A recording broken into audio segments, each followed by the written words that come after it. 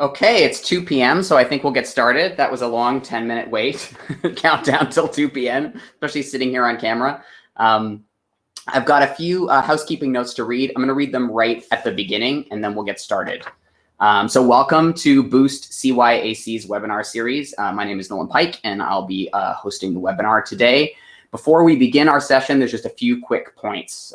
For participants listening in French, click on floor at the bottom left of the screen and press French, excuse me. To see and follow along with the PowerPoint presentation in English, click presentation on the top left of the screen. To follow along with the presentation in French, download the French version of the presentation by clicking on documents on the right. Feel free to download the presentation in both English and French by clicking on documents on the right. There will be a Q&A during the last 5 minutes of the webinar.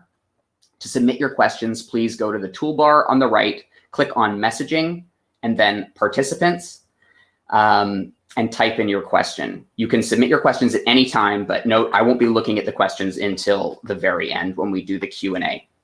If you're watching this webinar in a group, please enter the number of participants in the group by clicking on messages and then participants. And now we can begin. This is the first presentation I've done since COVID began, and I was so looking forward to seeing everyone. But of course, I can't see you at all, and I can't even see myself. So I'm just sitting in my living room with the PowerPoint in front of me, which it feels oddly more nerve-wracking than presenting to hundreds of people. But I am looking forward to today. I'm really excited about this, and I'm looking forward to the questions at the end as well. A little bit about me before we begin. My name is Nolan Pike. As I said before, I'm a writer, although I think I made about $14 doing that last year. So this is the other work that I do. And I've been working as an educator around issues of sexual orientation and gender identity for about 10 years now. And that work mostly began in schools, working with students and teachers. And since then, it's really expanded, and I work a lot now with businesses and organizations and really anybody who's looking to try to make their spaces and their practices more inclusive of folks. And in the last several years, that work really, for me, in any case, has been focused a lot on the trans community specifically. So that's where a lot of the requests have been coming in, because a lot of folks are recognizing that, you know, what it takes to make an organization or space inclusive around various sexual orientations is different than what it takes to make sure that what we're providing is inclusive of trans folks. So usually a session on creating trans inclusive space, or one of my sessions, would be a fair bit longer than an hour. So, you know, we're working with a small amount of time today, but all of the workshops that I give, regardless of the length of time that we have, start in the same place, which is laying sort of a basic foundation. And part of the reason why we always start there is that, you know, all of us, regardless of who we are, regardless of how much, you know, information that we have on the subject matter, we have some. You know, we've absorbed information about what it means to be trans just from living in the world. And you know, unfortunately, the vast majority of that information, if you're somebody sort of my age or older, is likely to have been incorrect. There's just been so much misinformation about what it means to be trans out there that the beginning of our work sort of has to be undoing some of that misinformation, addressing some of that misinformation, and providing sort of more a solid foundation on which we can sort of take as a jumping off point to start having a practical conversation about what can we actually do, what can we actually implement.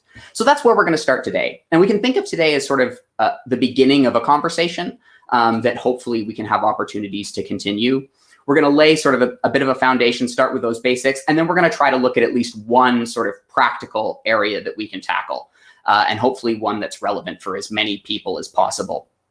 And take a look at, you know, just a brief look at what are some of the other areas that we might want to tackle as well. I myself am trans, and what that means for me is that when I was born, doctors declared with quite a lot of certainty that I was a girl. And that worked okay for me for the first little bit of my life. But as I got older, something about that didn't work anymore. as you'll see as we move through the presentation, and I maybe share a little bit more about my story, when I say that it no longer worked for me, the reason why I word it that way is because it took me quite a long time to be able to actually articulate what it was that was happening. It wasn't until I was in my 20s, excuse me, that I was able to sort of say, I am transgender. I didn't have access to that language. And part of the reason why I didn't have access to it is because I just wasn't having those kinds of conversations at the time. So it wasn't until I was in my 20s that I began to identify as transgender. And then I sort of transitioned over the course of my 20s, and I'm 38 today. And I will share parts of my story throughout the presentation today, but do keep in mind whenever I share my story or whenever you hear another trans person share theirs, it's, you know, it really is just that. It's one person's story. And it's important to keep in mind that different people are going to have very, very different experiences of their identity. And that's particularly true when you're talking about people that are coming from different backgrounds. My experience is, of course, going to be quite different than the experience of a trans woman, perhaps. So we're going to talk about some of that, and we're going to try to remind ourselves of that as we move throughout the presentation. And one last thing that I'll say before we dive in is that for the sake of time, I am going to skip over some of the slides. I would think I was a little too ambitious when I created the slide deck today. And I was running through it earlier this morning and realized if we did it as is, we're just going to run out of time. So rather than point it out every time I'm skipping over something, I'll just let you know now. That's why if you've downloaded the slide deck and you're looking at it that way, all of a sudden I might be on a different slide. It's probably because I've just jumped a few slides ahead for the sake of time. So let's get started. I always like to start with this concept, which is that, you know, every time there's a barrier for someone, there's also a meaningful opportunity for change. And I kind of want that to be part of what we can achieve here today is a reminder that we can begin to start to think about what are some of the barriers that might be present for transgender folks that are difficult for us to see if we're not trans. And we can start to recognize that something that might seem like a small barrier to us can actually have a massive impact on others, particularly if we remove it. If we remove that barrier, it can radically change the likelihood that a trans person will access a space or a service. So an example of this would be healthcare. If we remove barriers to accessing healthcare, we know that trans people are much more likely to access that care. And that can really be true of any space or service. So something that, you know, we might not even notice unless we're sort of pointed in that direction, or even something that once we are pointed there can seem like a relatively small barrier on our end. If we're not trans, we're going to look at some of the ways that that can have a really enormous impact. So I want to start with, separating out two terms. So oftentimes we talk about this 2S LGBTQ plus community. And when we do that, we lump in a bunch of identities together because we really are a community that share a lot in terms of our struggle for human rights. However, it's important to understand that within that acronym, that sort of ever-growing and expanding acronym, there's two very separate things going on. One is identities that revolve around sexual orientation. So when we use words like gay, lesbian, these are words that describe sexual orientations, which describe who people are attracted to, who they have relationships with. But also within that acronym, we have gender identities. And everyone has a sexual orientation and a gender identity. And these are two separate and distinct components of who we are. We're not really going to focus on sexual orientation today. Instead, we're going to talk about gender identity. So what is gender identity? Well, gender identity is a person's deeply felt sense that they're male, female, something else, or something in between. And we all have a gender identity. Not only do we all have a gender identity, but in fact, for all of us, it's a relatively significant part of how we see ourselves. It's a big chunk. It's an important chunk of our identity for everyone. But even though we all have a gender identity, and even though it's important to all of us, as a society, we more or less ignore it. By which I mean, we don't really think we get the information about a person's gender from their feelings. We think we get that information from their bodies. And the moment when that's the most obvious is when a baby is born. right? When a baby is born, we're not like, hey baby, how do you feel about your gender? Do you want a pink or blue blanket today? Which is a whole other can of worms that we definitely don't have time to address in this presentation. But I do have workshops where we go into that in great detail. But what we do is we, of course, don't ask the baby. And the main reason why we don't ask the baby is that we can't, right? Instead, what we do is we take a look at the baby's body and then we make a declaration. We say we've got a girl or we've got a boy.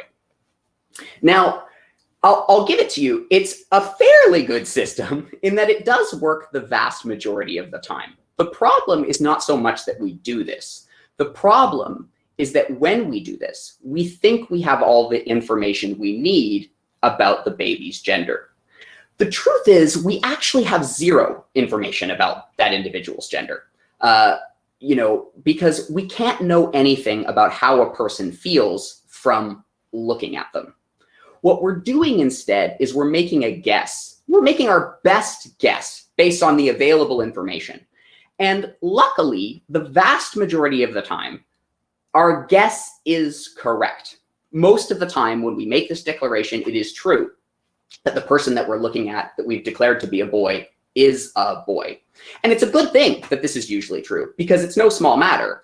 From the moment that we do that, from the moment that we say it's a boy, a whole bunch of things are going to happen all day, every day that are going to send this boy a message. And when we've gotten this person's gender right, that message is going to be, I see and affirm this very important part of your identity.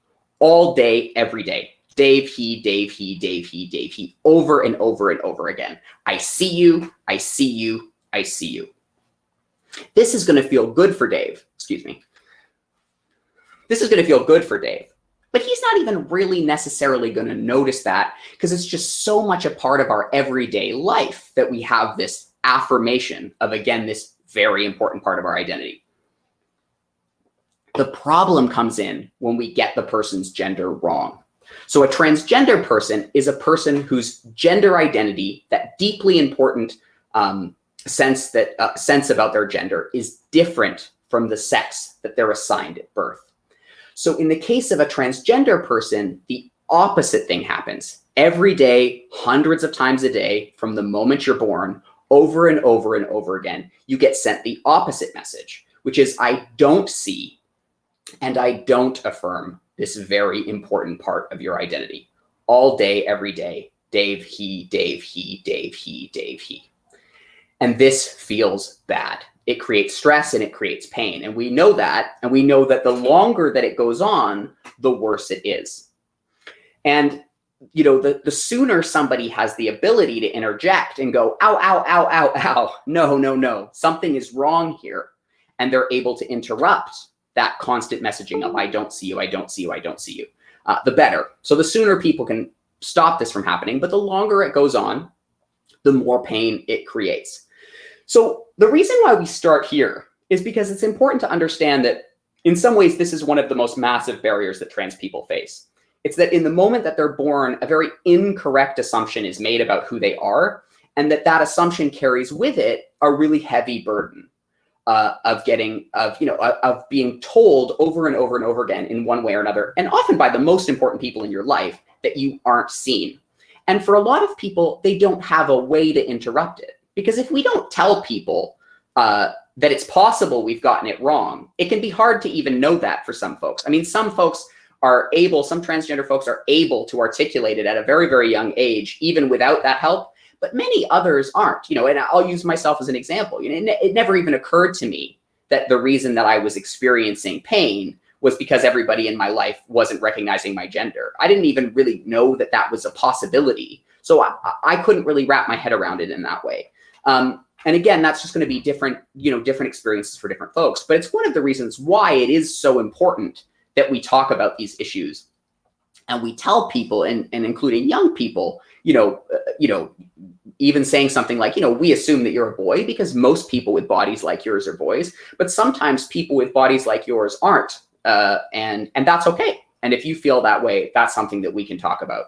We're starting to have those conversations more. But in absence of something like that, it can be very difficult for some people to be able to articulate what they're experiencing and what they're feeling. So it's worth noting that that's one of the major barriers that trans people encounter very early in their life and sometimes for quite some time. The second barrier that I want to talk about is something that I call the narrow lens. And what I mean by this is it's almost as though, if you can imagine, there's this massively diverse and beautifully rich, tapestry of trans experience in the world. There's just so many trans people, and we all have different experiences and different ways of articulating how we feel. But it's almost as though, as a society, we've been looking at this group of individuals through this very, very narrow lens, right? And so, of course, if we look at a big group of people through a very, very narrow lens, we might only see 3 or 4 or 10 of those individuals. And so if we then want to form a feeling or an opinion about what it means to be trans, and all we have are these few stories, it's very, very difficult to get a clear picture. And of course, it's also important to realize that up until very recently, if we even were hearing the stories of trans people, they were often being filtered through all kinds of, all kinds of outlets that weren't great. I mean, for example, when I was a teenager, the only place I was aware of having seen trans people was on the Jerry Springer Show. That was the only place that I had seen trans people represented to my knowledge when I was, it was the 90s. And as a teenager in the 90s, unfortunately, I watched an awful lot of Jerry Springer, hours of my life I'll never get back. And it might not surprise you to know that never once when I was watching the Jerry Springer Show and I saw trans people did I think to myself, oh my God, that's just like me. That's just exactly how I'm feeling. No, in fact, the opposite thing occurred, right? If all of the representations that you see of a group of people are highly sensationalized, it does become quite difficult to relate to those representations.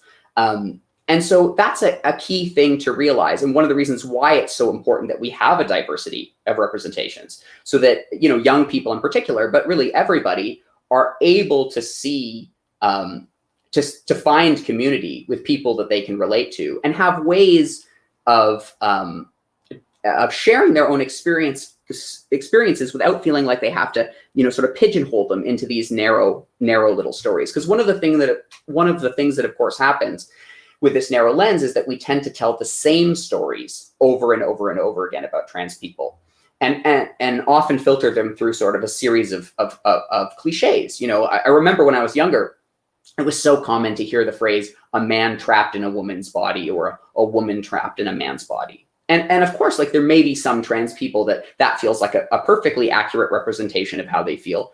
But of course, there's also going to be many, many trans people for whom that simply doesn't describe their experience. And when all you have are these sort of sound bites to hang on to, a lot of times young trans people feel like if they don't tell the story that people expect to hear, nobody will believe them. And unfortunately, this is true. I worked with a trans person at one point, this young fellow, and he was very excited to come out. He was scared, of course, but he also felt very excited. I would say that was his sort of primary emotion before he came out as trans, because he knew that there would be some people that wouldn't understand, but he had a few very good friends that he knew would support him. And he was excited because he felt like the world was about to open up. And in so many ways that really can be the experience of coming out.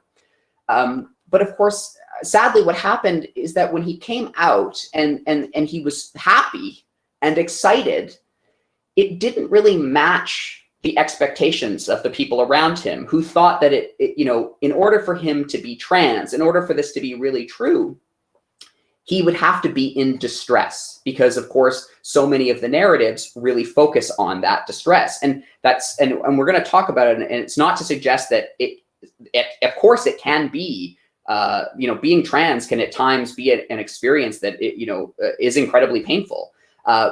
But this particular trans individual was feeling excited and happy and benefiting from the support of a few friends. But because he wasn't experiencing that distress, people did not take him seriously, and didn't meet him with support, some key people. And what wound up happening was that then a couple years down the track, he was in quite a lot of distress from not being recognized. And what a horrible situation that is, where we have actually an opportunity to change that for this individual. This individual, if we just meet him with support at the moment that he needs it, we maybe bypass a lot of that distress. But instead, that distress was necessitated in order for him to be recognized, right? So I think that that's something that we want to keep in mind. We don't want to be imposing the narratives that we're familiar with on trans people. We want to be creating space for them to share their own stories with us. And when we do that, when we create room for trans people to tell their own stories, then that lens expands.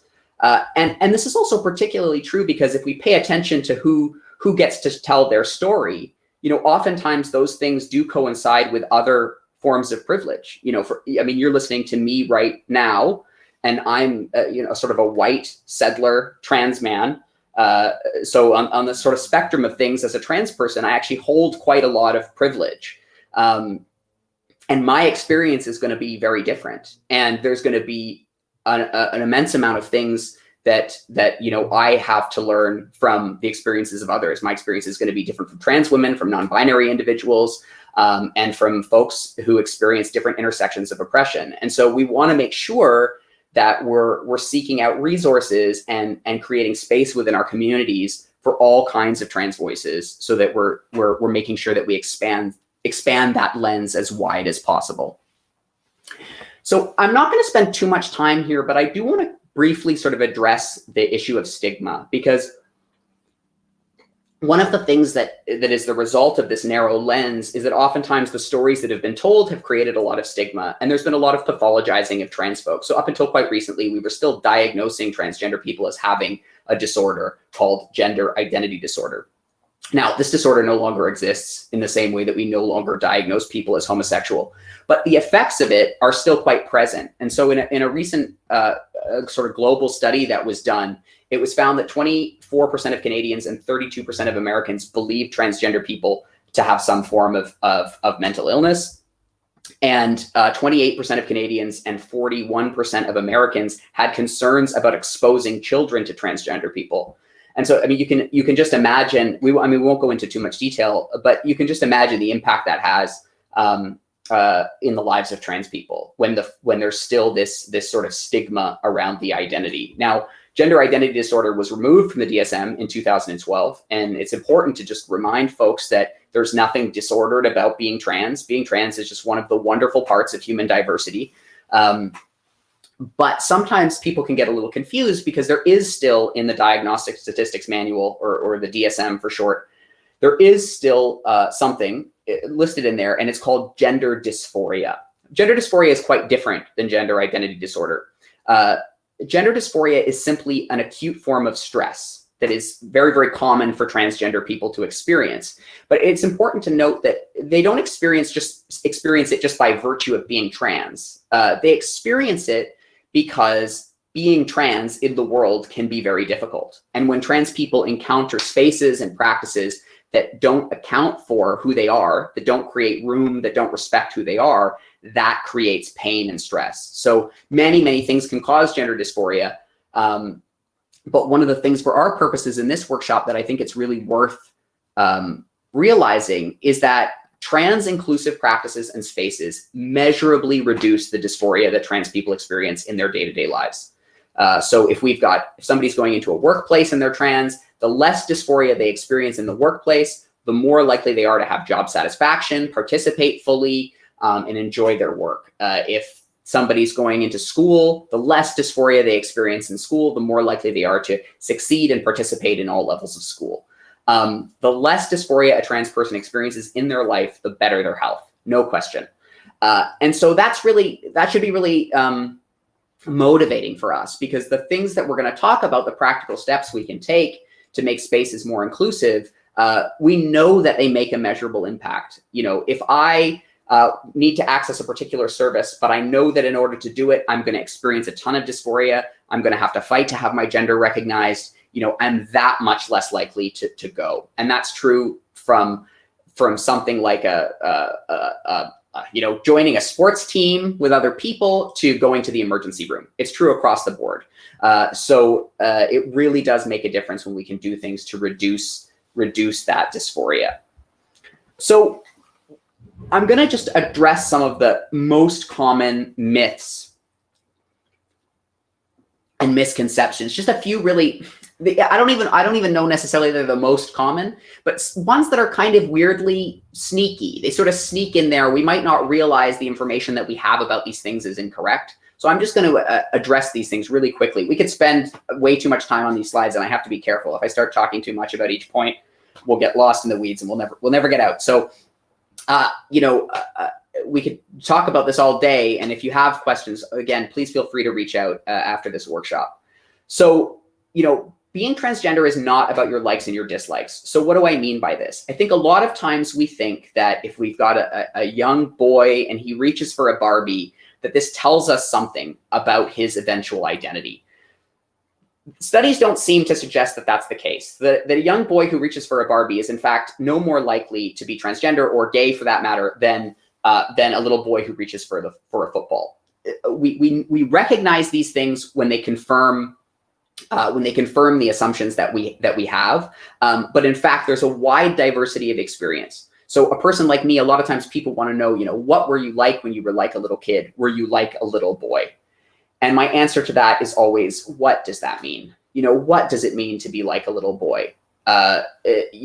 There's such a diversity of little boys out there. I refuse to suggest that a little boy who's obsessed with hockey is more of a little boy who likes to read quietly in his room, right? So I think we want to be really, really careful about making those assumptions. And in fact, we can also look for things to confirm this. We could look at my childhood and say, oh yes, he was just like a little boy when he was a kid because I, wore my baseball uniform to school in grade 3, which is, by the by, not a good social move, regardless of your gender.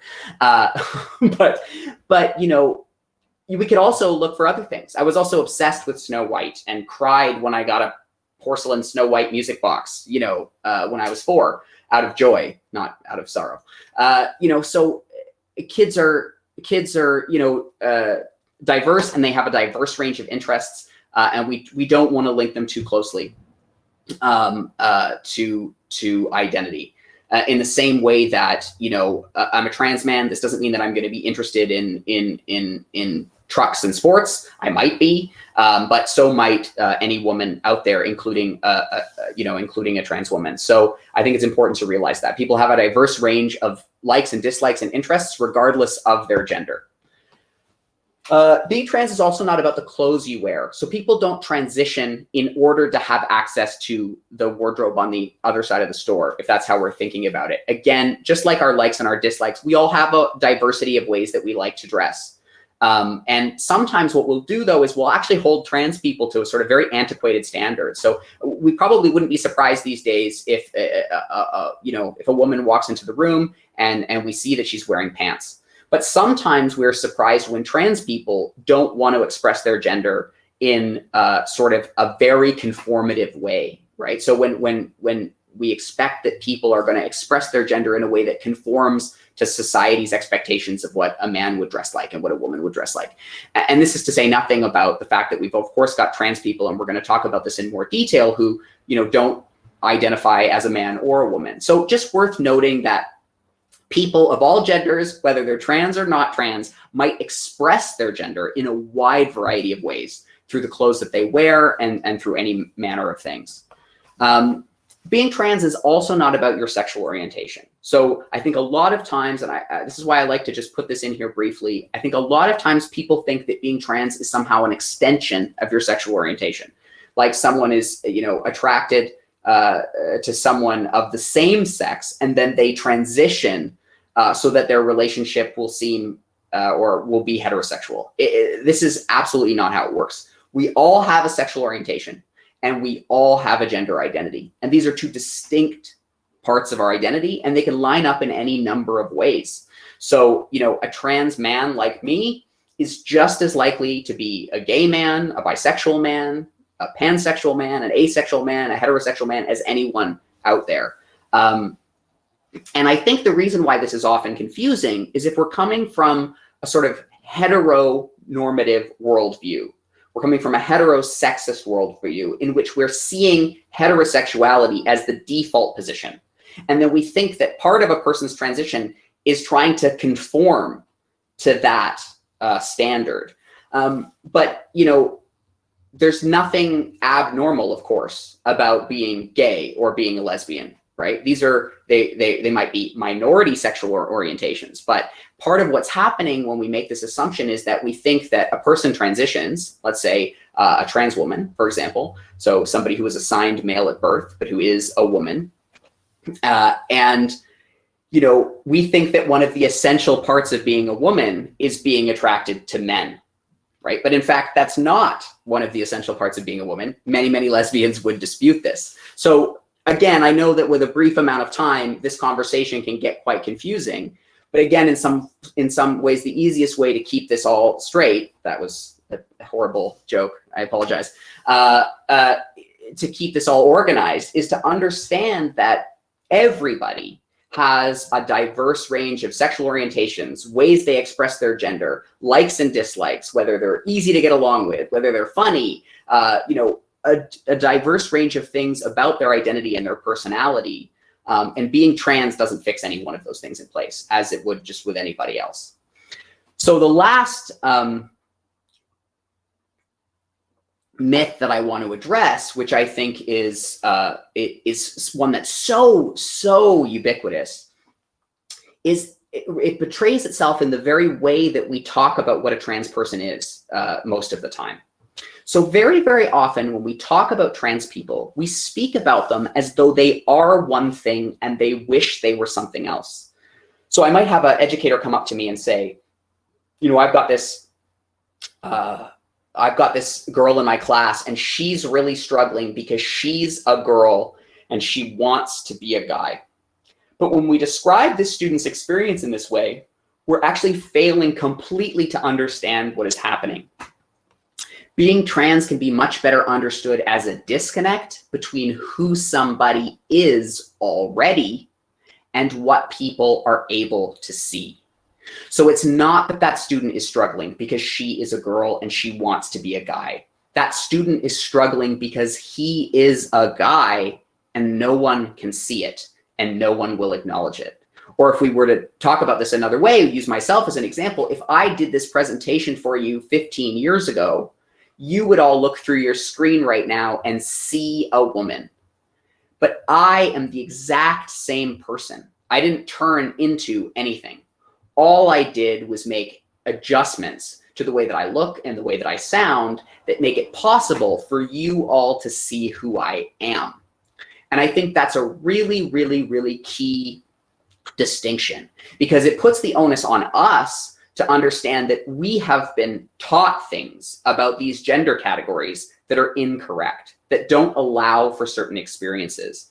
And it also helps us better understand what a transition is. So in the past, I think a lot of the times we think of transition as a process of changing from one thing into another. But in fact, that's not the case at all. Transition is a process of alignment between who somebody already is and what people, including themselves, are able to see. So now when I look in the mirror, I see something that much better reflects who I am, but also who I always have been. And I think that's a really, really key difference. And in some ways, if you take nothing away from this except that, I think that's really, really important to understand because a young person that I work with who perhaps is at the beginning of their transition process is no less who they are than I am. And particularly when we're working with youth, that's a very, very important thing to understand. Because I can tell you it's a lot easier to be me now than it was at the beginning of my transition.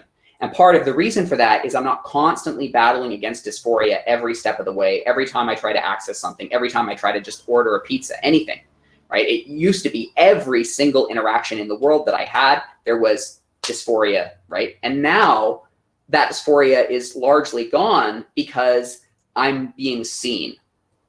And so again, when we're working with youth, it's really, really important that we're understanding that we have to make the effort to learn how to see people for who they are, to undo some of that misinformation that we have about what makes someone who they are. And I think that's really, really key. I think it's also key to constantly remind ourselves that unfortunately, when we talk about gender, we often talk about it in an incredibly binary way. So, the idea that gender is a simple binary, that we have men and we have women, is so common that it's literally impossible. It's literally possible to encounter evidence of this binary conception of gender hundreds of times in a single day. We divide people according to gender. We say things like ladies and gentlemen. If you're about to go into the school system as a teacher, you're going to decide what prefix you want, and your choices are pretty much going to be Mr. and Ms. There's just about it feels like there's a million ways that we divide gender in this binary, and we actually rarely acknowledge that gender is not a simple binary, that there are in fact many experiences of gender that fall outside of that binary. And there's many, many words for people who identify as non-binary and many different nuanced experiences of that. So some people use the term non-binary, some people say agender, some people say genderqueer, gender fluid, many different terms. But it's important to realize that regardless of what term somebody's using for a non-binary individual, every single time we talk about gender as though there are only two, right? If we divide a group into boys and girls or men and women, when we do things like that, a non-binary person, that's an opportunity where they're likely to feel that dysphoria. So if you think about it, as a trans person that identifies as a man, I'm likely to experience dysphoria when someone, misgenders me. But for a non-binary individual, not only are they experiencing dysphoria when somebody misgenders them, but they're also experiencing dysphoria potentially when simply we talk about gender in this really, really binary way. And, it's also important to remember that, non-binary conceptions of gender have been present throughout history and continue to be present in multiple cultures. So being non-binary is nothing new. There's evidence that people have had non-binary identities for a very long time, dating all the way back to antiquity and some of the earliest written records of human history. And it's also, important to understand that, non-binary identities were, relatively ubiquitous here until Western colonization introduced its own limited binary understandings of gender, which was in fact deeply entrenched in the religious beliefs of settlers. So, that's another important thing to consider when we're talking about these issues. Sometimes it's also really easy to think that the way that we have been comfortable thinking about something like gender is the correct way. But in fact, we have a lot to learn and benefit from, again, creating space where we can see, other models and ways of talking about what gender is and various gender identities. So, there's all kinds of reasons to open up our thinking about gender, and try to be mindful of the ways in which we talk about gender and when we talk about gender in a really binary way. And we're going to talk about this more as we move through our discussion. So I'm going to leave it there for now. Again, this is one of those areas where I could accidentally go on, and then before we know it, it's 3 o'clock. So let's talk a little bit about practicalities and the spaces that we occupy and that we build and the services that we offer.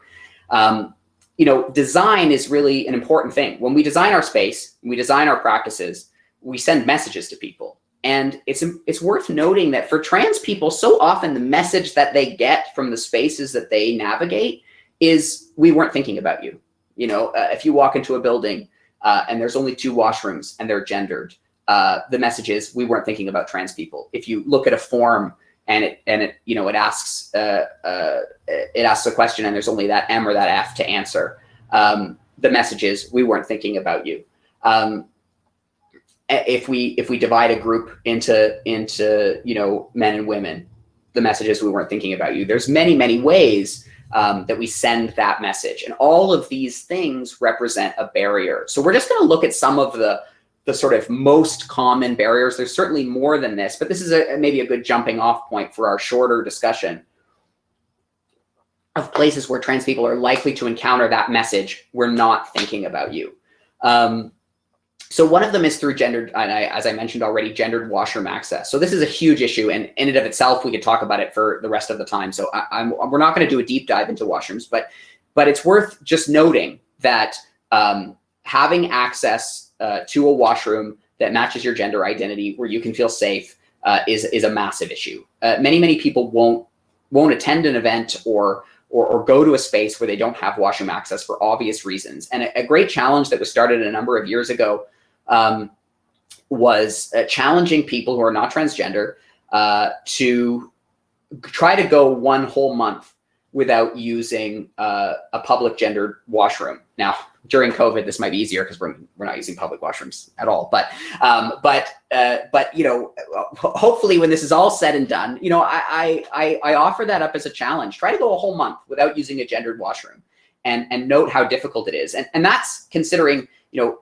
washroom access has gotten much more inclusive in the last even 5 years, I would say. But going back 10 years, sometimes it was very, very, very difficult to find a washroom that wasn't gendered. So that's a huge potential barrier.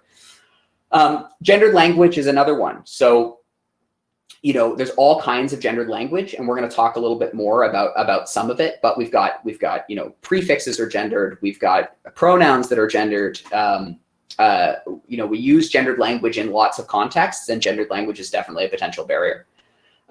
Lack of awareness is a big one too. You know, sometimes you might be working in a space and, you know, maybe the folks around you have the best of intentions, but they don't necessarily have the information that they need, right? They might be working with a lot of outdated information or just misinformation. And so, you know, education, I think, is a really, really big, important part about all of this, all of these issues. Anytime we're dealing with issues of barriers, of oppression, of these kinds of things, education is going to be a first step to helping us identify and address those barriers. Gender stereotypes and assumptions. So, you know, it's interesting. Something occurred to me really a while ago when I was doing this work and talking a lot with younger students about gender stereotypes, and realizing that, you know, when you take homophobia, the sort of discrimination against gay people, and you take transphobia, discrimination against trans people, and you boil them down to sort of their lowest common denominators, what you're really left with is sexism, right? These things really do stem on many levels from a belief that there's a correct way to be a particular gender. And you know, it's worth noting that these kinds of stereotypes and assumptions that are often really ubiquitous, that come into our speech, we often talk like men are a certain way, women are a certain way. First off, whenever we're doing that, we're usually, it's a moment when we're negating non-binary experience, right? We're usually talking in a very binary way when we talk about these stereotypes. But also oftentimes we're creating an uncomfortable space for people that have a different experience of gender. And that's not just trans people, right? That's really anybody that doesn't gender conform. So, you know, talking in this way can often create, you know, it can create a barrier for folks that just on whatever level have an experience of gender that falls outside of those expectations or those assumptions or those stereotypes. So that's something to look out for as well. Visibility. So what I mean by this is maybe we've put all kinds of work into making our space and our services trans inclusive, but we haven't communicated that. It's very likely that a trans person like myself coming into the space might then be apprehensive. You know, it's worth noting that, you know, in my 38 years of life, I have had very, very, very, very many challenging interactions with various services and spaces over the years. And so at a certain point, you know, you get to the point where you start to expect it. You start to kind of go in at least bracing for it because you know it might be the case. You know, if there's a situation that feels vulnerable, I'm definitely going in worried that it's gonna not go well. Now, when somebody goes to the trouble of making it visible that they care, again, this idea of we're thinking about you versus we're not thinking about you. When people demonstrate that they're thinking about you, you know, my guard is going to go down a little bit. I'm going to feel a little more relaxed. I'm also going to feel more able to advocate for myself. So an example of this might be, you know, I once went to a space and they had a sign right on the desk, and this is something that I encourage people to do, a sign right on the desk that said, you know, please let us know if there's a name and pronoun you'd like to use while visiting us today. And part of the reason for that is that I was in a space where I had to hand over my health card. Now, when I hand over my health card, it has a name on it. It may or may not be a name that I use. It may or may not be a name that I want people to see or use to refer to me.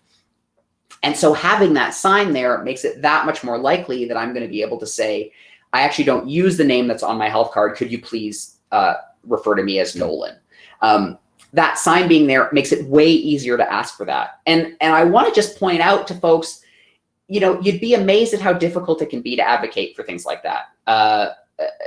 I do this for a living, and I don't like to ask for things for myself. But if that sign is there, I feel that much more comfortable. So that's something to think about. One of the other barriers that people might encounter is language and practices that erase non-binary experience. So, we talked about this a little bit, but again, if we're speaking about gender as though there are only two, we're definitely erasing the experiences of non-binary folks, and we want to be mindful of that. And another thing is gendered programming. So if we have gendered programming, there's extra obstacles to making sure that it's trans inclusive. And again, we certainly don't have time to do a deep dive in that area. If that's something that is particularly interesting to you because you have a space that is gendered, or you offer gendered programming and you want to talk about that more, I encourage you to reach out. And we could discuss some of the issues that come up with that. But it's just worth noting that anytime we do that, anytime that we say that something is for girls, or we say that this is going to be for boys and this is going to be for girls, immediately there's increased chance that there's going to be barriers for folks. And there's definitely going to be barriers for non-binary individuals, unless we're really figuring out ways to make those spaces inclusive of trans people and adjusting our language accordingly. So sometimes when we identify barriers, they can seem relatively small. And I decided for this presentation, we can't talk about all the things on this list. So I thought maybe I would focus on pronouns, specifically gendered pronouns, he, she, him, her, and we're also going to talk about the neutral pronouns, they and them. Now, we use gendered pronouns all the time, which means that we hear gendered pronouns all the time.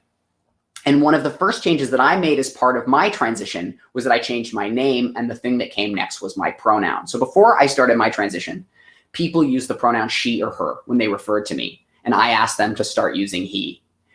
Before I did this, I could not have possibly imagined the difference that it was about to make in my life, because until I stopped hearing the word she over and over and over again, I had no idea the impact that it was having on my well-being. It had almost become just sort of like static, like I had been carrying a very heavy bag and I had gotten used to how heavy it was. And it wasn't until I put it down that I realized how much space that opened up for me to feel relaxed and comfortable and be myself. And another way that we can think about this is that when we use a gendered pronoun, we're telling people what we see. And so when people were using female pronouns for me, what they're doing is they're saying, you look like a girl, you look like a woman, right? Depending on how old I was. And that's one of the reasons why it's painful. So even though I had this experience firsthand of feeling this difference, the most recent studies that have come out on the impact that something like these shifts can have on folks, it was surprising even to me. So there was a study that came out of the University of Texas that showed that when transgender youth are allowed to use their chosen name in places such as work, school, and at home, their risk of depression and suicide drops. So compared to peers who could not use their chosen name in any context, young people who could use their name in all four areas, and that's work, home, school, and with their peers, experienced 71% fewer symptoms of severe depression, a 34% decrease in reported thoughts of suicide, and a 65% decrease in suicide attempts. That's just from being able to use a chosen name. So when we look at that, we can actually see the massive impact it has when we can reduce the amount of dysphoria that a person is experiencing in a given space. And pronouns are one of the most common and repeating barriers that exist. Because regardless of sort of who you are watching this, where you work, what your interest is in taking this course, we use gendered pronouns. And a lot of people talk about the fact that they struggle with getting pronouns right. And I want to talk for just a second, I'm mindful that we're running out of time, but I want to talk for just a second about the fact that part of the reason why people struggle with pronouns is because we often use them on autopilot. What I mean by this is when we see a person, we make a split-second decision, and usually it's a binary decision about whether or not a person is a man or a woman, right? And then we use corresponding language to go along with that snap-second decision. Part of the reason why people struggle with pronouns if they have an individual trans person in their life is because they're trying to remember which pronoun to use for this one person, which means that they have to shut off the autopilot that they're using for everybody else in their life. And now in this one case, become conscious of this gendered language. The solution to this is actually to slowly try to do away with that autopilot altogether. What do I mean by this? Well, I mean, the project really should be not just to get this one person's pronouns right, which is important and we shouldn't stop doing that, but bigger picture, we should challenge ourselves to start noticing when we use gendered language of all kinds, but pronouns is a really good place to start. So when we don't know someone, you know, it's different when we know someone. I know that my mother identifies as a woman. I can keep using female pronouns to refer to her. But oftentimes, particularly in our professional lives, we encounter people and we don't know how they identify. And one of the things we can start doing is noticing when we use gendered language. So when we use gendered language for a person that we don't know, we can notice it. And then after the fact, we can ask ourselves, I used gendered language there. Did I need to? Is there a way that I could have gotten through that same interaction without using gendered language? And what you'll find is there almost always is a way that we can get through a situation without using gendered language. And by doing this, by recognizing this gendered language slowly and replacing it with more neutral options, where we're not making an assumption about the person in front of us, we'll find that over time, we make fewer and fewer mistakes around pronouns, because we're very, very rarely ever using them carelessly. We're only using gendered language intentionally when we know how someone identifies. And when we don't know how somebody identifies, we're defaulting to more neutral language. We already do this, by the way. So I'm going to talk briefly about neutral pronouns, and I'm terribly sorry because I don't have enough time to talk about them in the depth that they deserve. But people often get freaked out by neutral pronouns. They sort of think, oh, that's way too hard. I can't wrap my head around that. But I'm here to tell you, you know, you already do. You already use neutral pronouns likely without even realizing it. And one example would be, you know, if there was a meeting in a conference room and somebody left their cell phone behind, very likely an email would go out that would say someone left their cell phone in the conference room. They can pick it up at the office, right?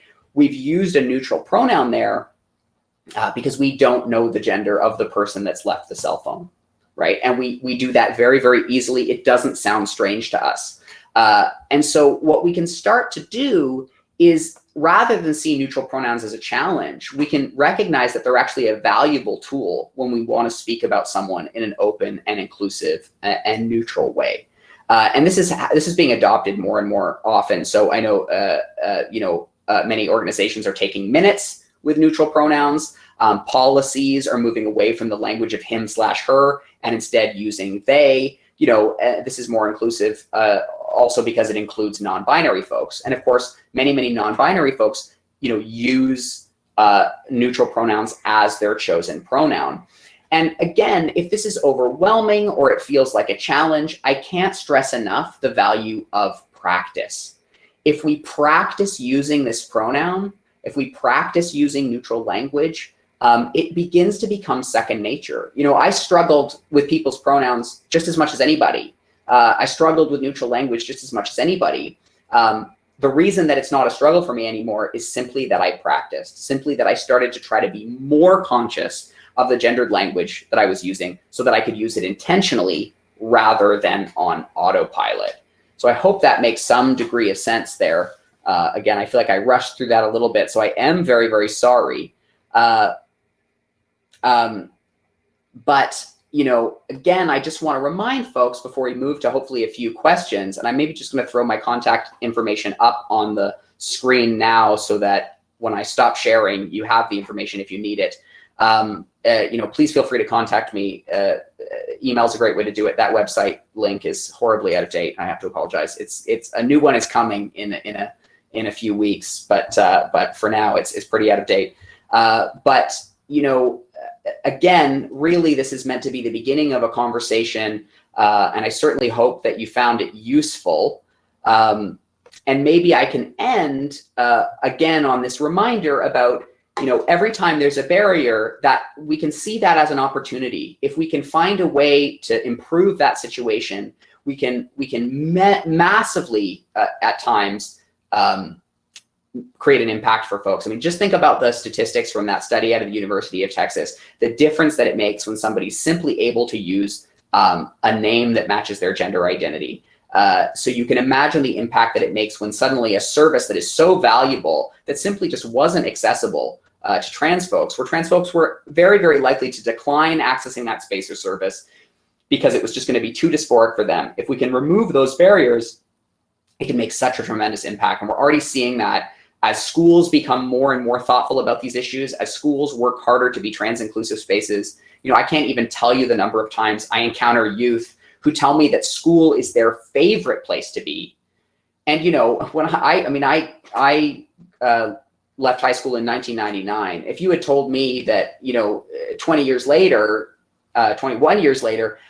there would be, you know, young trans people saying that high school is their favorite place, I might not have believed you. But part of the reason why this is the case is because perhaps they're living in circumstances where school is the only place that's working to acknowledge their identity. And then suddenly school becomes a place where they can be themselves, where they're the most happy. And that's a really important and empowering thing. So everything that we can do to reduce that dysphoria really does count. Okay, I'm going to stop sharing my screen now, if I can figure out how to do it. And that way I'll be able to see the questions. I'm ending the slideshow. I'm going to stop sharing. This is where I get to find out if my hair looked terrible. Oh no, it's not too bad. Okay, so let's see if there's any questions. Ooh, I've got a lit up messaging. So okay, it seems like there's quite a few questions here. Let me scan through quickly. So